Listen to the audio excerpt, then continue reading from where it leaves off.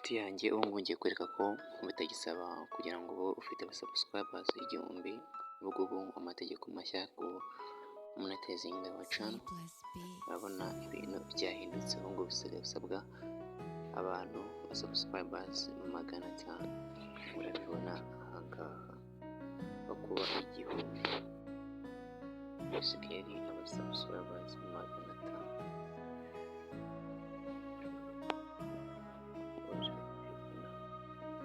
Wararebwe byibura amezi 3 bashyizeho uploadinze byibura video 3.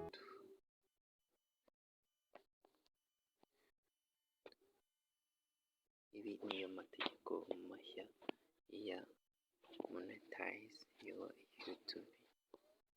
Byibura wararebwe amasaha 3000, ama TikTok short warebye 3,000,000. Ubu ngubu wabasha kumonetiza iyo channel.